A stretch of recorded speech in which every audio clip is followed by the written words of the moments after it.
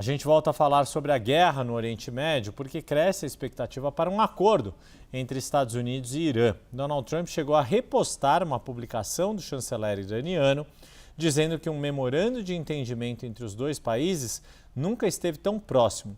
Sobre isso, vamos conversar com o professor de Relações Internacionais da ESPM, Gunther Hudzit, que já está aqui na tela conosco. Professor, muito boa tarde, é um prazer recebê-lo aqui. Vou fazer uma pergunta um pouco mais coloquial. Agora vai? É isso? Será que dá para confiar que agora sai este acordo? Boa tarde, Yuri, a todos que nos assistem. No espírito da Copa, não sei se agora vai não, viu? Não sei não. Bom, Hoje não, hoje não, hoje sim. Por aí. talvez, né? Com Donald Trump tudo é possível, né, Yuri? Com Donald Trump tudo é possível. A gente tem uma máxima que sempre coloca que a primeira vítima de uma guerra é a verdade. E o Trump tem levado essa máxima a um patamar, como também muito se diz aqui no Brasil, nunca antes visto na história do mundo. Então, esses tweets, né, nem tweets, né, o Truth Social dele, ele procura manter a sua base engajada, ainda mais que essa guerra está tão mal vista pela própria base maga. E a gente não pode esquecer, e com tudo isso, todo o caso Epstein também foi esquecido, que para ele é a maior preocupação que tem, que efetivamente isso poderia provocar uma deterioração muito maior da aprovação dele. Então, é possível que se tenha algum acordo, não podemos esquecer que negociadores catares estiveram na quarta-feira em Teherã, justamente quando houve essa nova escalada, né, de ataques, e que indica que o diálogo continua. Portanto, a porta ainda está aberta, mas o quão aberta é difícil saber. Pois é, e para que esse acordo ou memorando de entendimento, seja qual for o termo, né, que as autoridades envolvidas vão dar a este documento, quais são os mecanismos necessários e existentes ou que precisam ser criados para garantir que ele seja respeitado, este acordo que seja firmado entre Estados Unidos e Irã, na sua avaliação, professor? Primeiro, antes de mais nada, que a Agência Internacional de Energia Atômica tem acesso ao programa nuclear iraniano. Isso é um ponto central para o presidente Trump, porque se ele não conseguir, no mínimo, que a agência volte, tenha esse acesso irrestrito, o protocolo adicional, né, que se fala, ou seja, que se consiga os inspetores acesso a qualquer lugar, a qualquer instalação, a qualquer tempo no Irã, as críticas ao presidente Trump vão ser muito grandes, porque isso vai ser pior do que o acordo que o ex-presidente Obama tinha fechado com o Irã e quando Trump assumiu no primeiro governo, retirou os Estados Unidos desse acordo.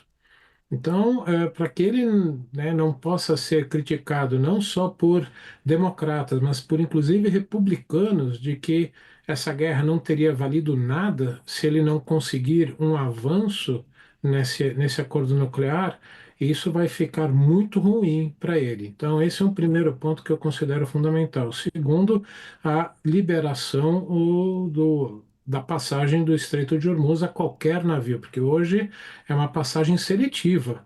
Somente aqueles navios de países aliados ou que não são aliados dos Estados Unidos podem passar. Portanto, são dois pontos fundamentais e que o Irã vai tentar segurar ao máximo para manter a vantagem que tem, né, nessa guerra e manter uma vantagem no futuro, que é o controle, principalmente aí do Estreito de Hormuz. É um instrumento econômico que todo presidente americano evitou dar para o Irã e que o Trump entregou. Pois é, nesse aspecto, um dos pontos que também chama atenção em qualquer tipo de situação como esse de conflito, né, sem falar de todo o prejuízo humano, material que os ataques provocaram, em especial no Irã, mas também em Israel e em outros países aliados dos Estados Unidos, mas na questão de projeção de poder, Qual é a avaliação que se pode tirar neste momento de como saem os Estados Unidos e de como os seus principais adversários na geopolítica, falando aqui especificamente da China, observam toda essa questão? Muito já se falou, né, professor, do quanto da perspectiva chinesa isso estava deixando essa crise, esse conflito se prolongar e desgastar os Estados Unidos. É esse mesmo o saldo ou não necessariamente? Há muito mais nuances nessa avaliação? Bom, acho que aquela agora famosa capa da Economist, há várias semanas atrás, já perdi as contas, Sim. né, de que aparecia Xi Jinping no segundo plano, com um sorrisinho no rosto, Trump com uma cara mais desesperado ali, na frente, com uma famosa frase, né, de Napoleão: nunca interrompa seu inimigo quando ele estiver fazendo algo errado, retratou bem isso. Hoje, os Estados Unidos saíram muito mais fracos do que estavam antes dessa guerra. Muito mais fracos, primeiro, em prestígio, porque não derrotou um inimigo imensamente inferior, do mesmo jeito que a Rússia não derrotou a Ucrânia e saiu com um prestígio muito, né, menor do que antes da guerra que se iniciou em 22. Então, você tem esse prestígio. Os Estados Unidos hoje têm aliados no Golfo que desconfiam dessa aliança com os Estados Unidos, viram que a estrutura militar americana não é capaz de protegê-los dessa nova lógica da guerra com os drones, principalmente os drones aéreos, e que buscam outras alternativas. Portanto, os americanos definitivamente saem enfraquecidos politicamente, não militarmente, porque, do ponto de vista estrutural, as Forças Armadas americanas continuam num patamar muito elevado do que os outros, mas serviu de lição para os americanos, para os chineses e para outros, o quanto um país mais fraco econômica e militarmente pode enfrentar uma potência maior. Isso serve para a China, tanto em relação à possível guerra contra os Estados Unidos, quanto uma provável invasão a Taiwan.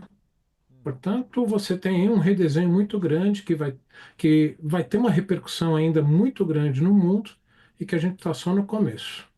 Pois é, e para concluir, professor, poder liberá-lo nesta fim de tarde aqui de sexta-feira, no campo, né, nos territórios envolvidos ali, Irã, e não só Irã, né, mas principalmente ali no Oriente Médio, toda a questão envolvendo Israel e Líbano, qual a avaliação que o senhor faz se este acordo, que ainda não temos tantos detalhes assim, nem a garantia de que ele de fato vai ser assinado, mas o quanto ele pode mudar ou não o que está acontecendo neste momento entre Israel e Líbano, a campanha militar israelense ainda na fronteira norte do país com o sul do Líbano? Bom, Yuri, eu gosto de dizer a campanha entre Israel e Hezbollah.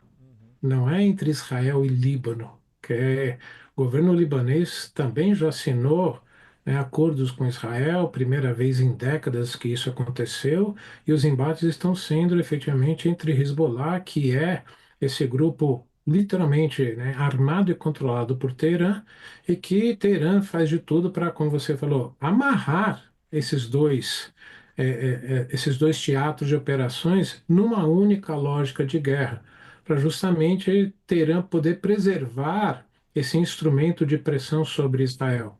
Tudo vai depender de quanto o presidente Donald Trump estará ressentido, magoado, nervoso com o primeiro-ministro Benjamin Netanyahu, porque já é claro que foi uma influência muito forte de Netanyahu que levou Trump a acreditar que, eliminando a liderança iraniana, o regime cairia e mudaria completamente o Oriente Médio e ele entraria para a história. E muito pelo contrário, ele está entrando para a história como um presidente que praticamente perdeu o Oriente Médio. Então, isso também vai depender dessa relação, inclusive pessoal, entre os dois líderes. Eles são amigos de muito tempo antes de Trump chegar à presidência. Mas desconfio que, pelo menos por enquanto, Trump não tende a retirar nenhum apoio mas que também você tem um enfraquecimento da influência israelense junto aos Estados Unidos, principalmente o Congresso americano, até mesmo entre republicanos, isso também está acontecendo. Mas é uma situação muito fluida. É difícil a gente conseguir falar para onde vai caminhar. Nós conversamos com Gunther Hutzit, que é professor de Relações Internacionais da SPM. Mais uma vez, meu caro, sempre um prazer recebê-lo aqui na tela da CNN. Um bom fim de semana, até a próxima. Eu que agradeço o convite. Bom fim de semana. Até.